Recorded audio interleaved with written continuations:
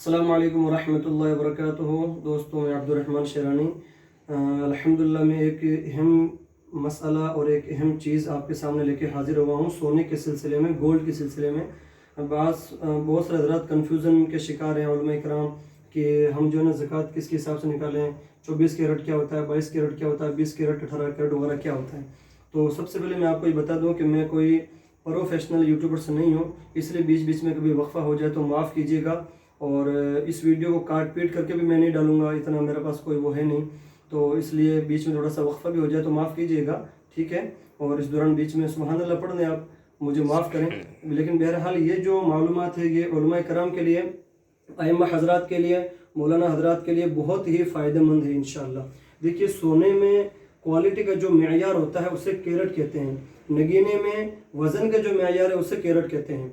यानी 10 ग्राम 20 ग्राम वो नगीने में कैरेट के हिसाब से, लेकिन सोने के अंदर ये क्वालिटी का मेयार है। अब अगर कोई सोना 24 कैरेट का है यानी 100% प्योर है तो उसे हम 24 कैरेट का कहेंगे, और उसकी रेट है 10 ग्राम की 61,500 रुपये, और तोले की रेट है 11.664 का एक तोला होता है तो 71,750 रुपये।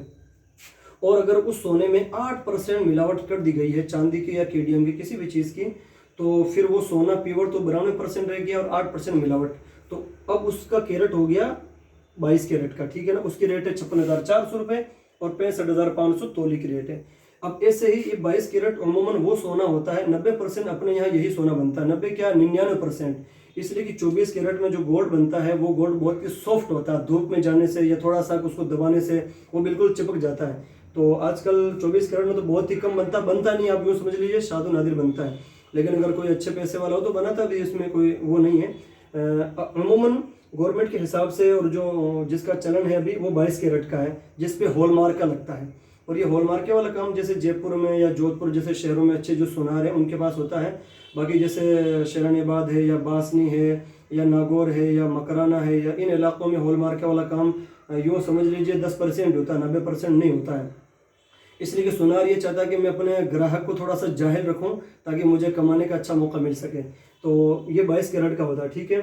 और अपने यहाँ सुनार जो होते हैं ना वो अमूमन इन इलाकों में जिनका मैंने अभी नाम लिया वो 20 कैरेट का बनाते हैं। 20 कैरेट का मतलब क्या हुआ कि वो 15% मिलावट करते हैं, 15 से 16%, और 85% गोल्ड असली रहता है। अच्छा, इसका एक सबूत ये भी है, हम जब उसको बोलेंगे ना सुनार को कि भाई ये सोना हम आपको जब रिटर्न करेंगे तो आप हमें क्या रेट दोगे, तो सुनार कहता है कि साहब इसमें 15% काटा कटेगा। दरअसल वो 15% काटा नहीं कटेगा, वो पहले कट चुका है आपका, वो पहले से मिलावट हो चुकी है। वो अब कौन सा काटा कटेगा उसके अंदर, तो वो जो पहले मिलावट हो चुकी है वो उसका इजहार बाद में करता है। हालांकि वो हमसे रेट तो लेता है 61,500 की पूरी रेट लेता है, हमको माल देता है, रेट लेता है 24 कैरेट की, माल देता है हमको 20 कैरेट का, और फिर गड़ाई जड़ाई दुनिया भर के वो अलग है।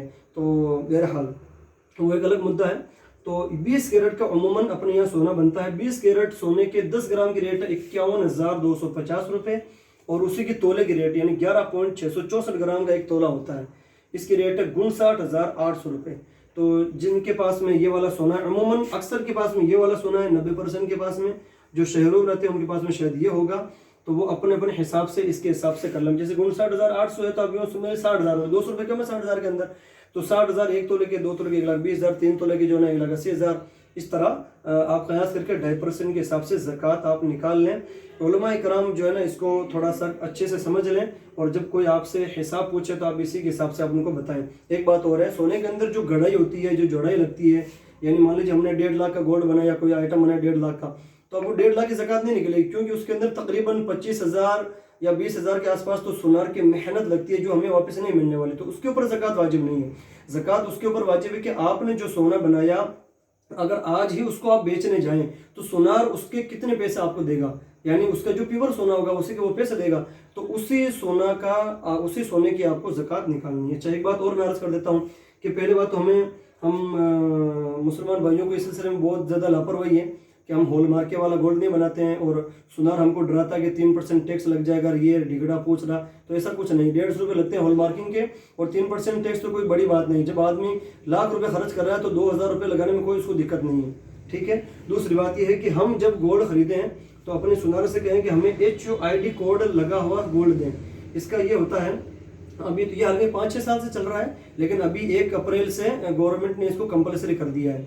तो इसका मतलब क्या होता है कि जिस तरह हर आदमी के पास जो गाड़ी होती है, गाड़ी का एक यूनिक नंबर होता है जो किसी दूसरे पास नहीं होता, मैच नहीं खाता, वैसे ही अब गवर्नमेंट की तरफ से HUID कोड लागू हो गया। जो बंदे के पास में जेवर बनेगा, हर जेवर का एक अलग कोड होगा और रोज जेवर का कोड किसी दूसरे बंदे के जेवर के कोड के पास में नहीं होगा।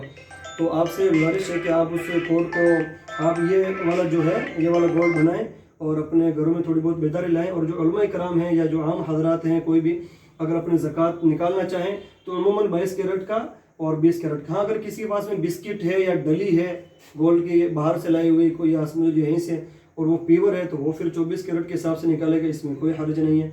बस ये अहम बातें हैं जो मैंने आपके सामने पेश की। अल्लाह ताला हम सबको इसके मुताबिक काम करने की तौफीक अता फरमाए। अस्सलामु अलैकुम व रहमतुल्लाहि व बरकातुहू।